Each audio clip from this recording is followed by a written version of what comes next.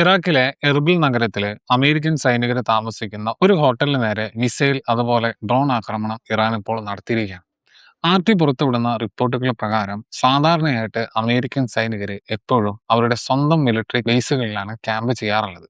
എന്നാൽ ആ ബേസുകളിൽ നിൽക്കുന്നത് ഇപ്പോൾ വളരെ വലിയ അപകടമാണ് എന്നും അവിടെ ആക്രമണം ഉണ്ടായിക്കഴിഞ്ഞാൽ സൈനികരുടെ ജീവൻ നഷ്ടപ്പെടും എന്ന് മനസ്സിലാക്കിയിട്ട് അവർ അവിടെ നിന്ന് മാറി സാധാരണക്കാരായിട്ടുള്ള ആളുകൾ താമസിക്കുന്ന ഹോട്ടലുകളിൽ പോയി ഒളിച്ചിരിക്കാൻ തുടങ്ങിയത്. എന്നാൽ ഇപ്പോൾ ആ ഹോട്ടലുകൾ പോലും അമേരിക്കൻ സൈനികർക്ക് ഒട്ടും സുരക്ഷിതമല്ല എന്ന് തെളിയിക്കുന്നതാണ് ഈ പുതിയ ആക്രമണം. മുജ്തബ ഖമേനി കാര്യങ്ങൾ നേരിട്ട് ഏറ്റെടുത്തതിന് ശേഷം IRGC അഥവാ ഇസ്ലാമിക് റവല്യൂഷണറി ഗാർഡ് കോർപ്സിന്റെ നേതൃത്വത്തിലുള്ള എല്ലാ ലീഡർമാരെയും മാറ്റി എല്ലാവരെയും ഒരുമിപ്പിച്ച് പൂർണ്ണമായിട്ടും പുതിയൊരു ഘടനയിലേക്ക് IRGCയെ മാറ്റിയിരുന്നു. ഇങ്ങനെ റീ ഓർഗനൈസ് ചെയ്യപ്പെട്ടതിന് ശേഷം അവർ നടത്തുന്ന ആദ്യത്തെ പ്രധാന ഓപ്പറേഷൻ കൂടിയാണ് ഈ എർബിൽ ഹോട്ടൽ അറ്റാക്ക് എന്ന് റിപ്പോർട്ടുകൾ സൂചന നൽകുന്നുണ്ട്.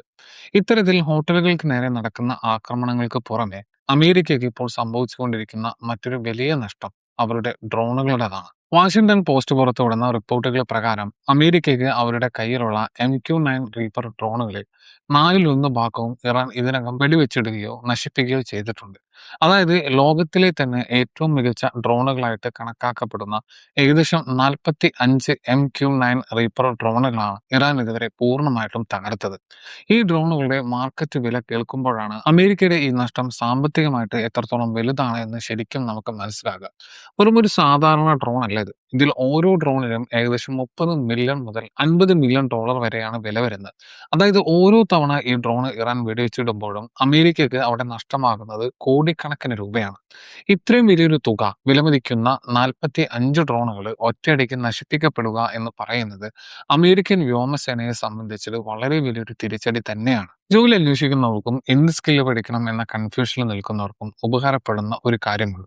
ഈ ചാനൽ റൺ ചെയ്യുന്ന ഞാൻ കഴിഞ്ഞ 10 വർഷമായിട്ട് 100-ലധികം ചാനലുകളിൽ വർക്ക് ചെയ്ത് എക്സ്പീരിയൻസ് വെച്ച് പുതിയൊരു അക്കാദമി തുടങ്ങിയിട്ടുണ്ട്. ഞാൻ നേരിട്ട് ചെയ്യുന്ന അതേ കാര്യങ്ങൾ തന്നെയാണ് അവിടെയും പഠിപ്പിക്കുന്നത്. Video editing, videography, graphic design, content creation എന്നിവയാണ് നമ്മൾ പ്രധാനമായിട്ടും ഫോക്കസ് ചെയ്യുന്നത്. 3 മാസം നീളുന്ന ഈ പ്രോഗ്രാമിലെ ആദ്യ ദിവസം മുതൽ തന്നെ പൂർണ്ണമായിട്ടും പ്രാക്ടിക്കലായിട്ടാണ് പഠനം. കൂടുതൽ ഡീറ്റെയിൽസ് ഡിസ്ക്രിപ്ഷനിൽ കൊടുത്തിട്ടുണ്ട്. നമുക്ക് നേരെ വിഷയത്തിലേക്ക് തിരിച്ചു വരാം. തുടർച്ചയായിട്ടുള്ള ഈ ഡ്രോൺ നഷ്ടങ്ങൾക്കും സാമ്പത്തിക തകർച്ചകൾക്കും അപ്പുറം അമേരിക്കൻ സൈന്യം ഇപ്പോൾ നേരിടുന്ന മറ്റൊരു പ്രതിസന്ധി അവരുടെ സൈനികരുടെ മനോബല തകർച്ചയാണ്. യുദ്ധമുഖത്ത് നിൽക്കുന്ന തങ്ങളുടെ സൈനികരുടെ വളരെ കുറഞ്ഞ മനോബലത്തിലും അതുപോലെ തന്നെ അവരനുഭവിക്കുന്ന കടുത്ത ക്ഷീണത്തിലും അമേരിക്കൻ ഉദ്യോഗസ്ഥരും അതുപോലെ അമേരിക്കൻ പാർലമെന്റ് ആയിട്ടുള്ള കോൺഗ്രസിലിരിക്കുന്ന നിയമനിർമ്മാതാക്കളും വലിയ രീതിയിലുള്ള ആശങ്ക ഇപ്പോൾ പ്രകടിപ്പിക്കുന്നുണ്ട്. മാസങ്ങളോളം യുദ്ധമുഖത്ത് കുടുങ്ങിക്കിടക്കുന്നതും കൃത്യമായിട്ടുള്ള ഭക്ഷണവും വെള്ളവും ലഭിക്കാത്തതും സൈനികരെ മാനസികമായിട്ട് വലിയ രീതിയിൽ തളർത്തുന്നത്. പഴയ വിയറ്റ്നാം യുദ്ധകാലത്ത് അമേരിക്കൻ സൈനികരുടെ മനോബലം എങ്ങനെയാണോ തകർന്നത് കൃത്യമായിട്ട് അതേ അവസ്ഥ തന്നെയാണ് ഇപ്പോൾ ഇവിടെയും കാണുന്നത്. ഇതിന്റെ ഏറ്റവും വലിയ ഉദാഹരണമാണ് US അബ്രഹാം ലിങ്കൺ എന്ന അമേരിക്കയുടെ പടക്കപ്പലിൽ ഈ അടുത്ത് നടന്ന ഒരു സംഭവം. ഈ കപ്പലിൽ ഡ്യൂട്ടിയിലുണ്ടായിരുന്ന ഏകദേശം 6 സൈനികരാണ് കടുത്ത മാനസിക സമ്മർദ്ദം താങ്ങാനാവാതെ സ്വന്തം ജീവൻ എടുക്കാനായിട്ട് കപ്പലിൽ നിന്ന് കടലിലേക്ക് ചാടാൻ ശ്രമിച്ചത്. അത്രത്തോളം വലിയ മാനസിക പ്രശ്നങ്ങളിലൂടെയാണ് ഓരോ അമേരിക്കൻ സൈനികനും ഇപ്പോൾ അവിടെ കടന്നു പോകുന്നത്. അവർക്ക് എങ്ങനെയെങ്കിലും അവിടെ നിന്ന് തിരിച്ചു പോയാൽ മതി എന്ന ചിന്ത മാത്രമാണുള്ളത്. ഈ അവസ്ഥയ്ക്ക് പിന്നിൽ ഇറാൻ ഉപയോഗിക്കുന്ന വളരെ കൃത്യമായിട്ടുള്ള ഒരു പ്ലാൻ ഉണ്ട്. ഇവിടെയാണ് നമ്മൾ ഇറാന്റെ യഥാർത്ഥ തന്ത്രം എന്താണ് എന്നുള്ളത് കൃത്യമായിട്ട് മനസ്സിലാക്കേണ്ടത്. പഴയ വിയറ്റ്നാം യുദ്ധത്തിലെ അമേരിക്കയെ സംബന്ധിച്ച കാര്യങ്ങളിൽ നിന്ന് വളരെ വലിയൊരു പാഠം ഇറാൻ പഠിച്ചിട്ടുണ്ട്. വിയറ്റ്നാമിൽ അമേരിക്കൻ സൈന്യം 18 വർഷത്തോളമാണ് കുടുങ്ങിക്കിടന്നത്. അവസാനം അമേരിക്ക ആ യുദ്ധത്തിൽ തോൽക്കുകയും ചെയ്തു. ആ ഒരു പഴയ വിയറ്റ്നാം തന്ത്രം തന്നെയാണ് ഇറാൻ ഇപ്പോൾ അമേരിക്കയ്ക്കെതിരെ ഉപയോഗിക്കുന്നത്. അതായത് യുദ്ധം പെട്ടെന്ന് അവസാനിപ്പിക്കാതെ കഴിയുന്നത്ര സമയം അത് നീട്ടിക്കൊണ്ടുപോകുക എന്നതാണ് ആ പ്ലാൻ. മോഡേൺ കാലത്ത് ഒരു രാജ്യത്തിനും വലിയൊരു യുദ്ധം ഒരുപാട് കാലം മുന്നോട്ട് കൊണ്ടുപോകാൻ കഴിയില്ല. യുദ്ധം നീട്ടിക്കൊണ്ടുപോകും തോറും അമേരിക്കയുടെ സൈനികരുടെ മനോബലം തകരും എന്ന് ഇറാൻ കൃത്യമായിട്ട് കണക്ക് കൂട്ടുന്നുണ്ട്. അതുപോലെ തന്നെ ഇറാൻ ഇപ്പോൾ പിന്തുടരുന്ന മറ്റൊരു സ്ട്രാറ്റജി കൂടിയുണ്ട്. നമുക്ക് എന്തായാലും എല്ലാം നഷ്ടപ്പെടും എന്ന് ഉറപ്പുള്ള ഒരു സാഹചര്യത്തിൽ വെറുതെ നിന്ന് നിന്ന് ആക്രമിക്കപ്പെടുന്നതിനേക്കാൾ എപ്പോഴും നല്ലത് ശത്രുവിനെ അങ്ങോട്ട് തിരിച്ച് ആക്രമിക്കുന്നതാണ് എന്ന വളരെ ശക്തമായിട്ടുള്ള ഒരു പോളിസിയാണ് ഇറാൻ ഇപ്പോൾ മുന്നോട്ട് വെക്കുന്നത്. ഈ ഒരു സ്ട്രാറ്റജി ഇറാന്റെ മിസൈൽ പ്രൊഡക്ഷനിലും നമുക്ക് വളരെ ക്ലിയർ ആയിട്ട് കാണാൻ സാധിക്കും.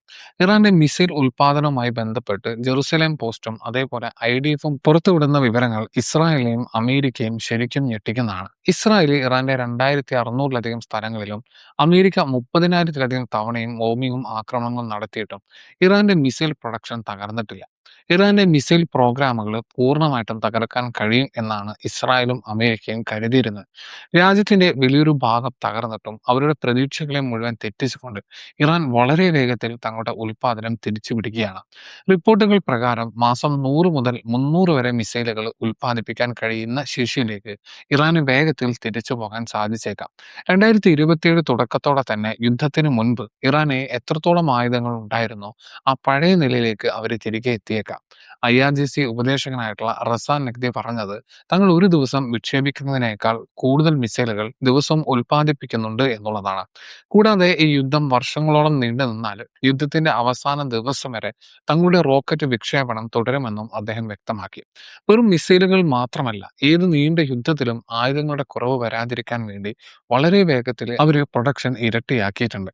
അതോടൊപ്പം തന്നെ ഹൈബ്രിഡ് മിസൈലുകൾ, ഡ്രോണുകളുടെ ചെറിയ പതിപ്പുകൾ എന്നിങ്ങനെ വ്യത്യസ്തവും വൈവിധ്യമാർന്നതുമായിട്ടുള്ള ഉൽപ്പാദനത്തിലേക്ക് ഇറാൻ കടന്നു കഴിഞ്ഞു. ഈ നീക്കം ഇസ്രായേലിനെയാണ് ഏറ്റവും കൂടുതൽ പ്രതിസന്ധിയിലാക്കുന്നത്.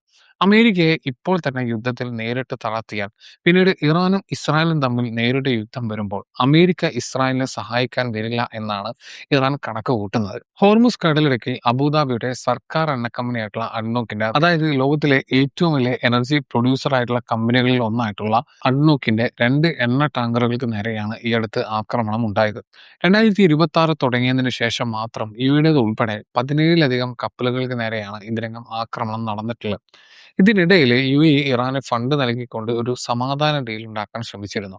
എന്നാൽ ഈ ടാങ്കർ ആക്രമണം നടന്നത് ഫണ്ട് നൽകിയതിന് മുൻപാണോ അതോ ശേഷമാണോ എന്നുള്ളത് ഇതുവരെ സ്ഥിരീകരിച്ചിട്ടില്ല. ഹോർമുസ് കടലിടുക്ക് പൂർണ്ണമായിട്ടും തങ്ങളുടെ നിയന്ത്രണത്തിലാണ് എന്നാണ് ഇറാന്റെ സൈന്യം പറയുന്നത്. തങ്ങളുടെ അനുമതിയില്ലാതെ ഒരു കൊമേഴ്ഷ്യൽ കപ്പലിനോ എണ്ണ ടാങ്കറിനോ ഹോർമുസിലൂടെ സുരക്ഷിതമായിട്ട് കടന്നു പോകാൻ കഴിയില്ല എന്ന് ഇറാൻ വ്യക്തമാക്കുന്നുണ്ട്. എന്നാൽ ഹോർമുസ് ഇപ്പോഴും തുറന്നു കിടക്കുകയാണെന്നും അവിടെ യാതൊരു തരത്തിലുള്ള പ്രശ്നങ്ങളും ഇല്ലെന്നും അമേരിക്കൻ സെൻകോം പലതവണയായിട്ട് അവകാശപ്പെടുന്നുണ്ട്. അമേരിക്കയുടെ ഈ അവകാശവാദം വെറും നുണയാണ് എന്നും ഇത് വെറും ഒരു സൈക്കോളജിക്കൽ വാർ അഥവാ മനഃശാസ്ത്രപരമായിട്ടുള്ള യുദ്ധം മാത്രമാണ് എന്നുമാണ് ഇറാൻ സൈന്യം തിരിച്ചടിക്കുന്നത്. ഇതിനിടയിൽ അമേരിക്കൻ നാവികസേനയായിട്ടുള്ള US നേവി തങ്ങളുടെ കപ്പലുകളിൽ മാറ്റങ്ങൾ കൊണ്ടുവരാൻ ഉത്തരവിട്ടിരിക്കുകയാണ്. ഭാവിയിൽ ഇറങ്ങാൻ പോകുന്ന ഫോർഡ് ക്ലാസ് കാരിയറുകളിൽ ഇലക്ട്രോമാഗ്നറ്റിക് ലോഞ്ച് സിസ്റ്റത്തിന് പകരം പഴയ മോഡൽ സ്റ്റീം കാറ്റപ്പൾട്ട് സിസ്റ്റത്തിലേക്ക് മടങ്ങാനാണ് ഉത്തരവ്. ആദ്യ 3 ഫോർഡ് ക്ലാസ് കപ്പലുകളിൽ ഇലക്ട്രോമാഗ്നറ്റിക് സിസ്റ്റം തന്നെ തുടരുമെങ്കിലും 4ാമത്തെ കപ്പലായിട്ടുള്ള USS ടോറിസ് മില്ലർ മുതലാണ് പഴയ സിസ്റ്റത്തിലേക്ക് മാറുന്നത്. എന്നാൽ കപ്പലുകൾ റീഡിസൈൻ ചെയ്യുന്നത് വഴി കോടിക്കണക്കിന് ഡോളറിന്റെ അധിക ചെലവ് വരുമെന്നതിനാൽ നേവിയിലെയും ഇൻഡസ്ട്രിയിലെയും ലീഡർമാരെ കഴിഞ്ഞ കുറെ വർഷങ്ങളായിട്ട് ഈ തീരുമാനത്തെ ശക്തമായിട്ട് എതിർക്കുന്നുണ്ട്. ഇതിനിടയിൽ ഇസ്രായേൽ ചാനൽ 13 ഒരു പുതിയ റിപ്പോർട്ടും പുറത്തുവിട്ടിരുന്നു.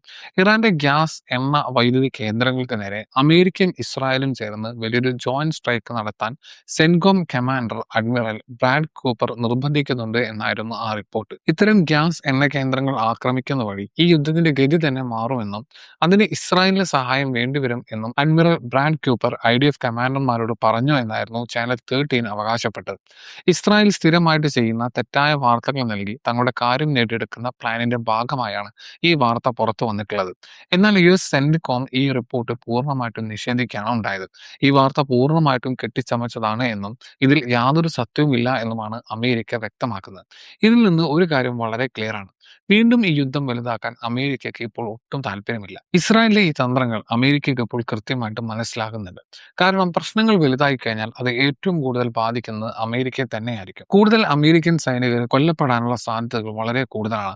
ഇപ്പോൾ തന്നെ സുരക്ഷിതമായിട്ട് ഹോട്ടലുകളിൽ കഴിയുന്ന സൈനികർക്ക് നേരെ പോലും വലിയ രീതിയിലുള്ള ആക്രമണങ്ങൾ നടന്നുകൊണ്ടിരിക്കുകയാണ്. ഇതിനൊരു പരിഹാരം ഉണ്ടാകുമെന്നോ പെട്ടെന്നൊരു സമാധാന ഡീൽ നടക്കുമെന്നോ ഈ യുദ്ധം അവസാനിക്കുമെന്നോ ഉള്ള യാതൊരു സൂചനയും ഇപ്പോൾ നിലവിൽ എങ്ങും കാണാനില്ല.